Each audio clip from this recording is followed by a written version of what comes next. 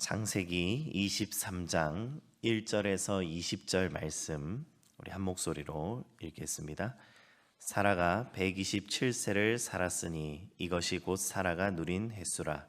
사라가 가나안 땅 헤브론 곧 기럇 아르바에서 죽음에 아브라함이 들어가서 사라를 위하여 슬퍼하며 애통하다가 그 시신 앞에서 일어나 나가서 헷 족속에게 말하여 이르되 나는 당신들 중에 나그네요 거류하는 자이니 당신들 중에서 내게 매장할 소유지를 주어 내가 나의 죽은 자를 내 앞에서 내어다가 장사하게 하시오.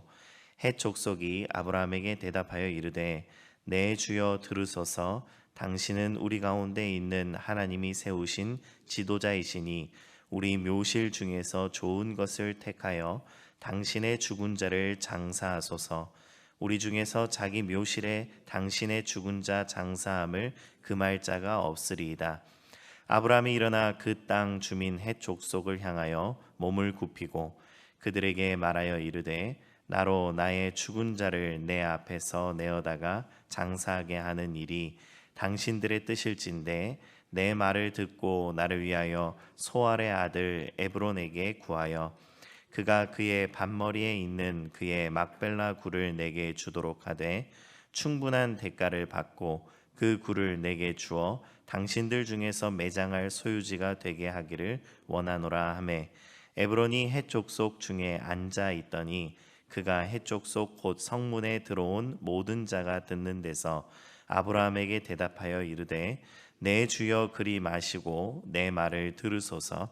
내가 그 밭을 당신에게 드리고 그 속에 굴도 내가 당신에게 드리되 내가 내 동족 앞에서 당신에게 드리오니 당신의 죽은 자를 장사하소서. 아브라함이 이에 그 땅의 백성 앞에서 몸을 굽히고 그 땅의 백성이 듣는 데서 에브론에게 말하여 이르되 당신이 합당히 여기면 청하건대 내 말을 들으시오. 내가 그 밭 값을 당신에게 주리니 당신은 내게서 받으시오. 내가 나의 죽은 자를 거기 장사하겠노라. 에브론이 아브라함에게 대답하여 이르되 내 주여 내 말을 들으소서. 땅값은 은 400세겔이나 그것이 나와 당신 사이에 무슨 문제가 되리이까. 당신의 죽은 자를 장사하소서. 아브라함이 에브론의 말을 따라 에브론이 헷 족속이 듣는 데서 말한 대로 상인이 통용하는 은 400세겔을 달아 에브론에게 주었더니 마므레 앞 막벨라에 있는 에브론의 밭 곧 그 밭과 거기에 속한 굴과 그 밭과 그 주위에 둘린 모든 나무가 성문에 들어온 모든 헷 족속이 보는 데서 아브라함의 소유로 확정된지라. 그 후에 아브라함이 그 아내 사라를 가나안 땅 마므레 앞 막벨라 밭 굴에 장사하였더라. 마므레는 곧 헤브론이라. 이와 같이 그 밭과 거기에 속한 굴이 헷 족속으로부터 아브라함이 매장할 소유지로 확정되었더라. 아멘. 아브라함의 아내 사라가 가나안 땅 헤브론에서 127세의 나이로 생을 마감했습니다. 사라는 65세에 아브라함과 함께 하란을 떠나서 이 가나안 땅으로 들어와 62년을 살았습니다. 이 세월은 아브라함뿐만 아니라 사라에게도 약속을 붙들고 살아낸 시간이었습니다. 그 인생을 한번 기억하고 돌아보면 하나님의 약속이라는 핵심적인 키워드가 남습니다.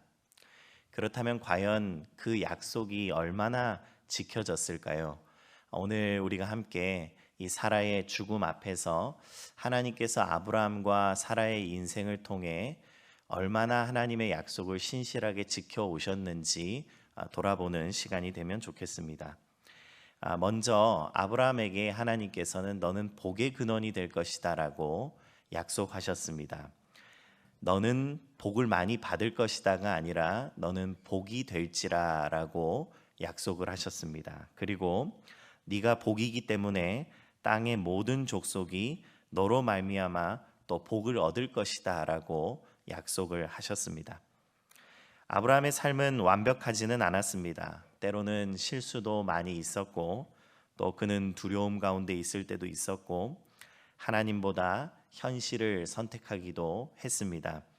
그럼에도 불구하고 그는 하나님과의 관계만큼은 놓치지 않고 계속하여 꾸준하게 살아왔습니다. 하나님 앞에 머물렀고 또 말씀에 늘 귀를 기울였고 그리고 그 말씀 가운데에 순종하며 살기 위해 애써 왔습니다. 이렇게 하나님과의 관계 안에서 살아온 그의 인생, 그 결과가 무엇입니까? 우리가 함께 읽은 23장보다 앞선 21장에 보면 그랄 왕 아비멜렉이 이 아브라함에게 너는 하나님께서 함께 하시는 사람이야 라고 인정받는 대목이 나옵니다. 너는 하나님께서 함께 하시는 사람이야. 이방 사람이 보기에도 이 아브라함을 봤을 때 저 사람은 뭔가 다르구나, 하나님께서 함께 하시구나, 이런 평가를 받았다라는 겁니다. 그런데 오늘 본문에서 보면 그 위상이 훨씬 더 높아지고 있습니다. 4절 말씀에 보면 아브라함은 햇사람들에게 자신을 나그네와 거류하는 자라고 소개하고 있습니다. 그런데 6절 말씀에 보면 햇사람들은 아브라함을 가리켜서 당신은 우리 가운데 있는 하나님이 세우신 지도자이시다라고 인정하고 있습니다. 하나님이 세우신 지도자이시다. 여러분, 이것이 복임을 우리는 믿어야겠습니다. 복은 많은 것을 가진 상태가 아니라 하나님이 함께 하시는 존재가 되는 것입니다. 하나님께서 그런 사람을 통해서 또 많은 사람들에게 복을 흘려 보내십니다. 아브라함은 하나님의 선지자로 또 중보적 제사장으로 살아왔고 또 살아가고 있습니다. 그는 정치적이고 군사적인 지도력을 또 종교적이고 도덕적인 권위와 영향력을 드러내고 있음을 보게 되는 대목입니다.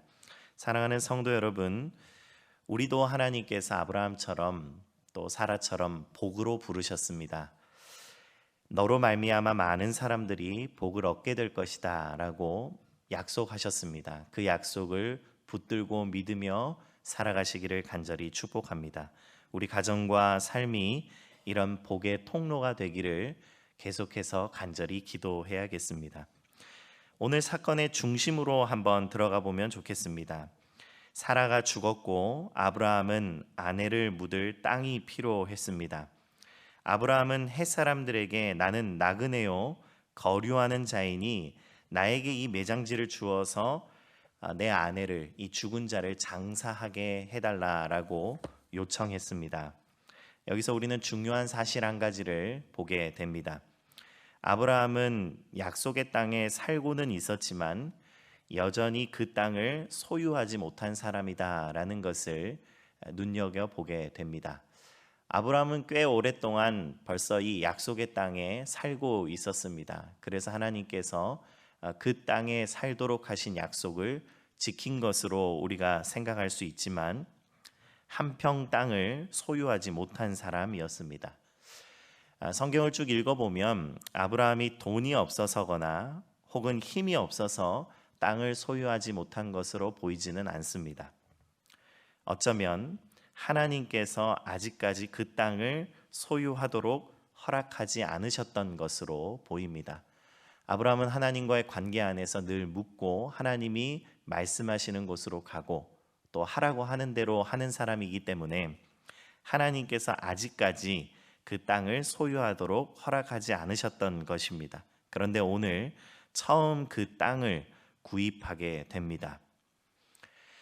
가나안 땅, 그 가운데에서도 가나안의 중심이라고 말할 수 있는 이 헤브론의 작은 땅을 하나 갖게 됩니다. 막벨라 굴, 작은 무덤 자리입니다. 하나님의 땅에 대한 약속이 처음으로 현실 속에서 형태를 갖게 되는 순간이다라고 말할 수 있겠습니다.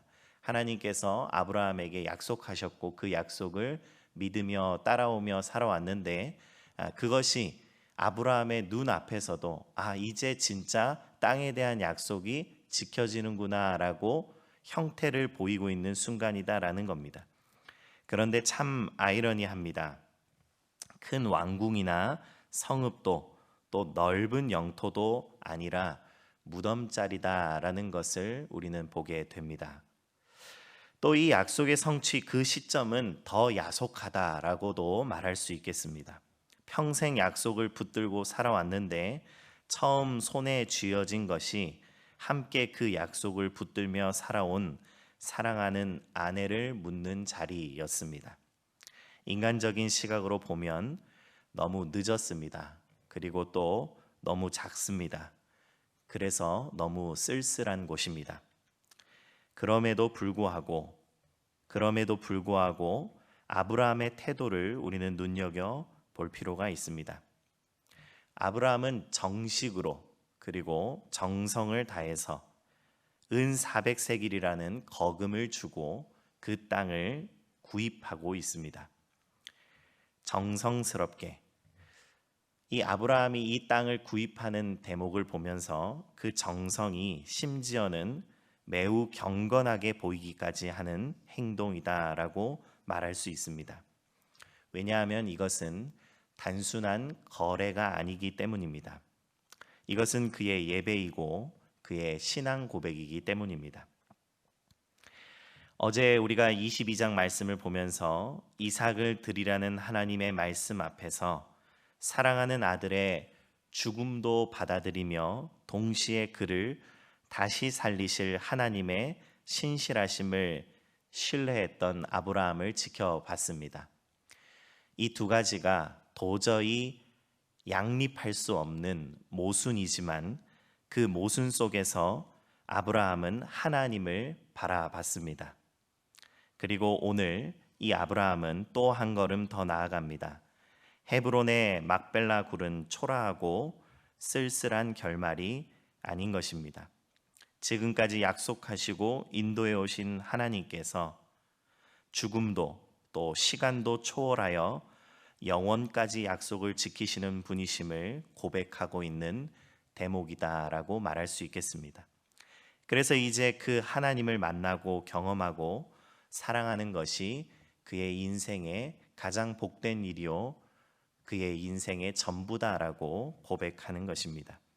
히브리서 11장 13절과 14절 말씀에 보면 이 사람들은 다 믿음을 따라 죽었으며 약속을 받지 못하였으되 그것들을 멀리서 보고 환영하며 또 땅에서는 외국인과 나그네임을 증언하였으니 그들이 이같이 말하는 것은 자기들이 본향 찾는 자임을 나타냄이라 말씀하셨습니다. 또 이어지는 히브리서 11장 39절에서 40절 말씀에 보면 이 사람들은 다 믿음으로 말미암아 증거를 받았으나 약속된 것을 받지 못하였으니 이는 하나님이 우리를 위하여 더 좋은 것을 예비하셨은즉 우리가 아니면 그들로 온전함을 이루지 못하게 하려 하심이라 라고 말씀하셨습니다. 사랑하는 성도 여러분, 믿음을 따라 걷다 보면 믿음을 따라 걷다 죽은 자들은 이 땅에서는 끝까지 나그네처럼 외국인처럼 그렇게 살아가게 될지도 모릅니다. 그래서 이 히브리서 11장에서 말한 것처럼 약속된 것을 다 받지 못한 것으로 보일지도 모릅니다. 이 땅에서 우리의 삶이 하나님의 약속을 붙들면서 그렇게 살아가더라도 그 약속을 다 못 받은 것처럼 그 약속이 다 실현되지 못한 것처럼 초라하게 느껴질 수도 있다라는 것입니다. 그러나 약속된 것을 다 받지 못한 것처럼 보이지만 그렇지 않음을 우리는 기억해야겠습니다. 아브라함은 복도 아니라 땅도 아니라 하나님을 얻은 자가 되었습니다. 사라의 죽음 앞에서 이 작은 땅 하나를 구입하며 아브라함은 예배하고 하나님을 경외하며 내가 이제 하나님을 얻은 자가 되었습니다 라고 고백하고 있습니다. 사랑하는 성도 여러분, 우리도 하나님의 약속을 붙들며 신실하신 그 하나님과 동행하며 살아갈 때에 하나님을 얻은 자가 되었다라고 고백하고 찬송하는 인생 되시기를 간절히 축복합니다. 제가 기도하겠습니다.